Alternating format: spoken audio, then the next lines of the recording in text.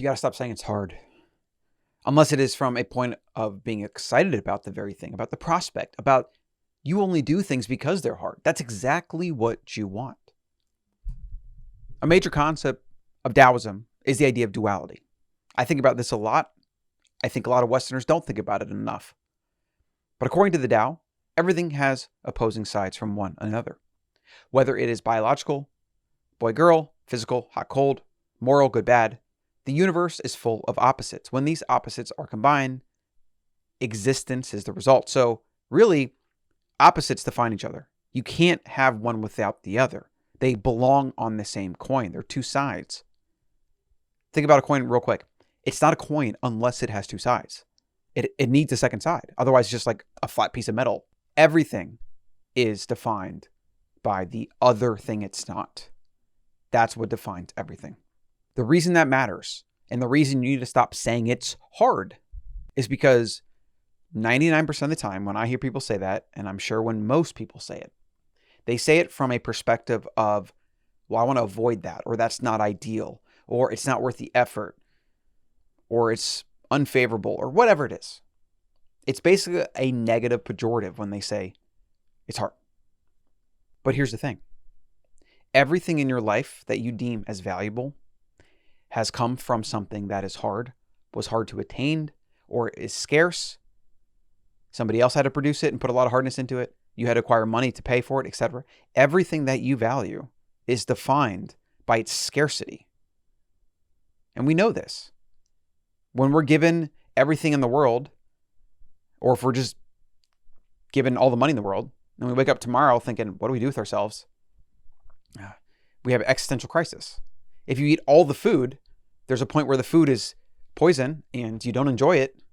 It's that idea of, oh, you want to smoke cigarettes? Okay, well, you're going to smoke 5 packs until you're so sick and disgusted that you never want to smoke a cigarette again. Everything is defined in nature by opposing ends of the spectrum. You have full left end of the spectrum, full right end of the spectrum, and then you have what Aristotle called the golden mean somewhere in the middle. That's generally where we belong and where most things belong, because that's the optimal dose of not too much and not too little. But you can't know what that middle is, what that golden mean is, if you don't know what the far extremes are. So the thing about hard things is that they're exactly what you should desire and pursue in life. There's this concept known as proof of work, which is made popular through Bitcoin, but it's really an analogy for life. Everything that has value has a certain amount of proof of work invested into it, because that again proves it's valuable, it's real, it has resources put into it, and therefore we covet it. If it doesn't have resources put into it, or if it's too ubiquitous, it's available everywhere, we don't value it. The very basics, supply and demand and scarcity and economics 101. So the real point here is, when you value something, you want to make money or be famous, or you want to start a new business or do this thing, or you want a sexy body, and you come at it saying, well, that's hard. It takes a lot of time. The reality is you don't actually want the thing, because if you were given the thing without the hardness, without the proof of work necessary, and here's a real big drum roll, please. This is the very important point here. If you didn't earn that thing, if you didn't in some way invest the proof of work necessary to acquire that thing in a way that respects natural law of supply and demand, scarcity, and Taoism, you won't appreciate that thing. And it's very likely to make you miserable, because then you get this thing and you don't really appreciate it, and it doesn't fulfill you the way you thought it would, and then you're miserable. Hard things is the proof of work. It's the really, really hard months of effort to generate the thing that you want. Maybe the body you want, or whatever. And we see this in people that try to skip proof of work. It always rings a little hollow or fake. It's that counterfeit. It's that fiat. It's those fake lips, the fake butts, the fake boobs, the fake huge biceps where they just inject steroids into their arm. And what that does is it circumvents proof of work. It's that desire for a quick fix. And generally the people that pursue those means to an end they think is there never actually get the end, because they're still discontented. They're still miserable. They don't have true appreciation for the very thing that they thought they wanted that they now have because they didn't invest proof of work necessary to appreciate that thing, to earn that thing, which is, as Taoist shows us, exactly connected to how much we value and appreciate it and how much it fulfills us. That's why they say life is about the journey, not the destination. Yeah, we speed around so much trying to get to some arbitrary destination, so a certain amount of money or fame or this or whatever. And we see throughout history, and if we just study lottery winners, which I'll tell you about in a second, we see that anytime any human comes into money or fame or something overnight, it usually destroys them because it is a violation of the proof of work and the Taoist concept of duality, which is just a natural, universal way that Mother Nature does her thing. If you circumvent that, you have fragilities that manifest. And there's really nothing, I wouldn't say there's nothing you can do about it. Like, obviously some people that were child stars, maybe they were well adjusted and they figured it out, but really they would be the exception rather than the rule. Anybody that comes into things like lottery winners, in almost all of the cases of lottery winners, there's research around this. It's some high number. It's like maybe 90% or whatever. Most lottery winners end up not only broke or where they were before, but most of them end up in debt and worse off later on after winning the lottery because they come to a bunch of money. They didn't earn that money. They don't know how to respect it or use it.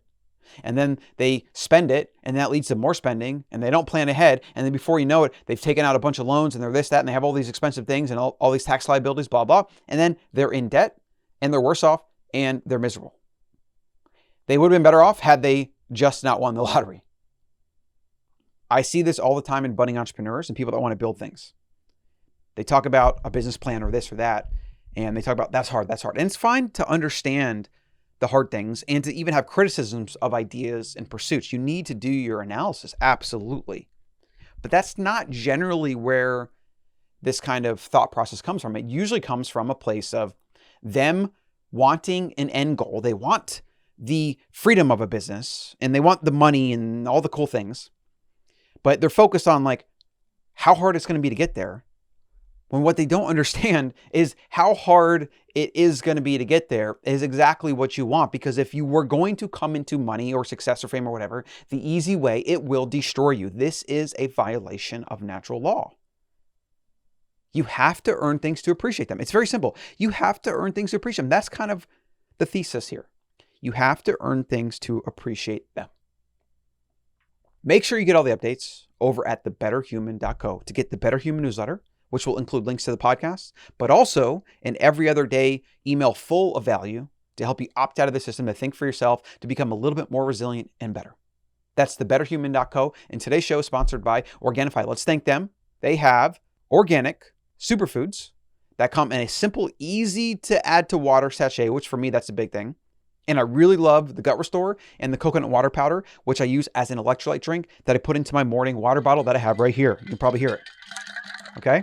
No joke, it's in there. The powder's in there and the coconut, and I put a little bit of orange juice, and then I put some of my buddy Barton's upgraded formulas, which is another brand that sponsors the show. It's great stuff. I put that in here and I drink this every day. It's amazing. I now am waking up 7 8 a.m. It's resetting my schedule. It's how I get started in the day. It's just done a bunch of things. To support the show and get 20% off your entire order, which is massive, that's a fifth, go to organifi.com, organifi.com/betterhuman, and then use the code betterhuman. Final thought of the day is when you talk about hard things, say it with excitement and only say it or think it if you're thinking about it positively, productively, and as the thing that you want. So really, if you're going to start a business or do something, you should actually find what is the hardest way to get there. That doesn't mean you take that route. It will actually benefit you, because even when you find ways to do it more cost effectively or time effectively, like you're always trying to get to that goal with as little energy as possible.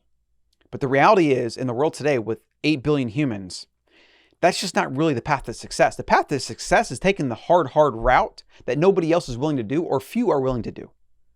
That's where the opportunity lies. And that's only going to become more true in the future as more humans are born and get access to the global economy through the internet. And the fact that any kid in Africa can literally become an amazing artist or graphic designer or this or that or whatever. It's going to continually make it so that the cream that rises to the top, to be successful in a market with 8 billion humans, all competing, is to continually do harder things than somebody else. And finally, if there's anything in your life you're procrastinating on, if it's hard, if it's this, that, take that as a sign to go do it now. Go hard, get it done. When I'm tired, the only thing I think about is I need to go exercise. I've actually been able to rewire my brain. It used to be, I would say, well, I'm tired and, oh yeah, I need a rest day. I just won't do anything. I'm telling you, I feel like a different person. The person that used to say that to now, like my entire thought process around that kind of laughs at that. I now, when I'm tired, crave exercise, crave going outside, lifting some weights, walking in the grass, doing some handstands, maybe going for a short jog or a run or whatever. And then bam, soon after, my energy's back.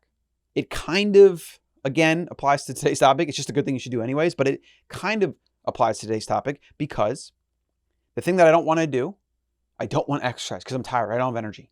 And I go do that thing anyways. I take that even as a cue that's what I should do. And then bam, I get energy and I get health and I get fitness. thebetterhuman.co. Get on the freaking newsletter. It's a game changer every other day. It'll blow your mind. Thanks for watching, listening, subscribe, and I'm going to see you in the next one.